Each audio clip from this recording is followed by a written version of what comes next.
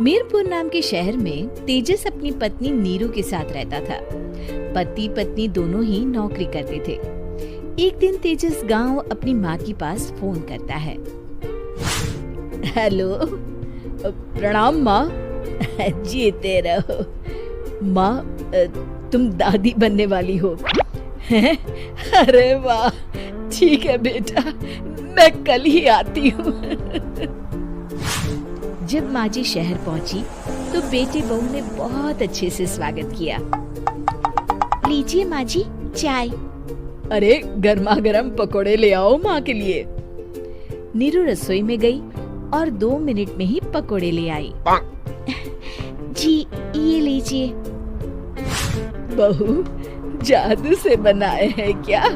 अभी तो रसोई में गई थी। यम्मी। माँ जी, शीला रसोई में पकोड़े तल रही है, मैं बस लेकर आई। हे भगवान, मेरा धर्म भ्रष्ट कर दिया तूने। अब तो गंगा जल से शुद्धिकरण करना होगा। दूसरे दिन, माँ जी मैंने नाश्ता बना दिया है, ऑफिस जा रही हूँ। पर अभी तो घर का सारा काम पड़ा है। शीला आती ही होगी, झाड़ू पोछा बर्तन कपड़े वो सब कर लेगी।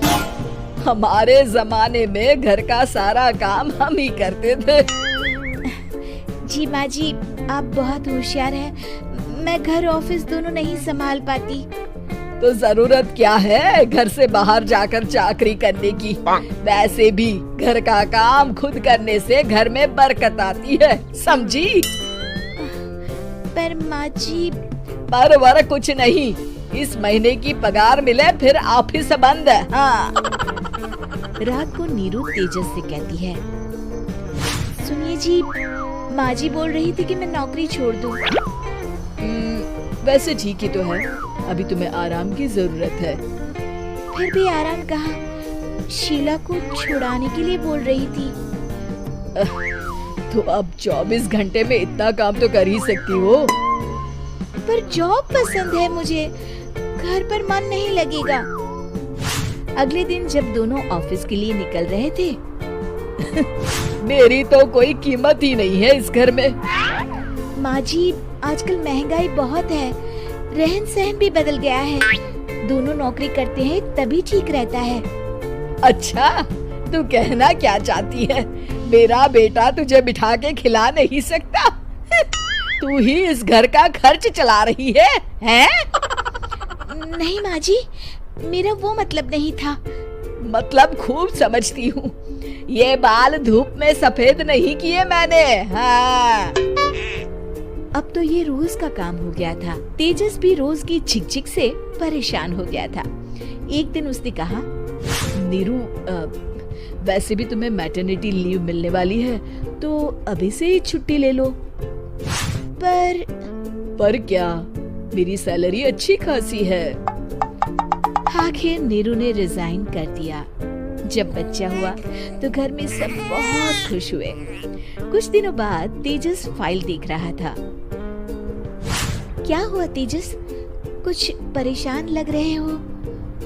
हाँ, वो हमारी जितनी सेविंग्स थी वो तो हॉस्पिटल में और छठी के फंक्शन में खत्म हो गई है नीरू।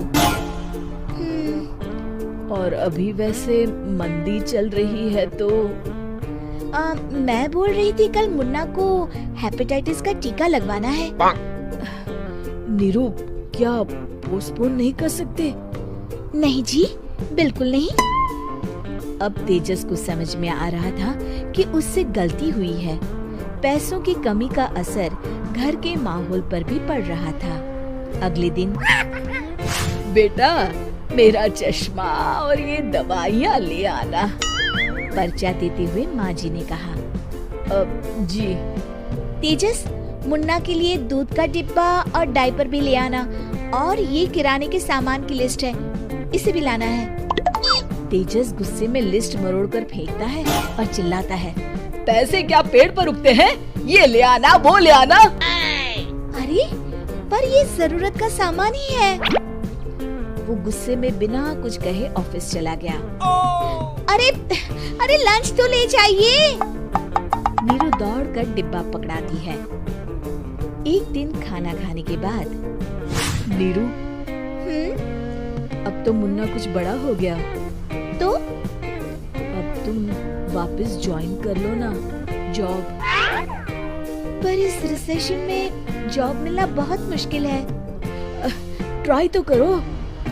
फिर मुन्ना, माँ जी है ना, और एक फुल टाइम मेड भी लगा लेंगे। पर माँ जी, उन्हें तो पसंद नहीं।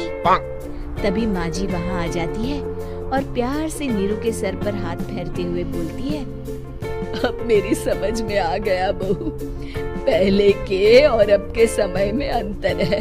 तुम काम शुरू करो, मुन्ना की जिम्मेदारी मेरी। मेरी प्यारी माँ जी।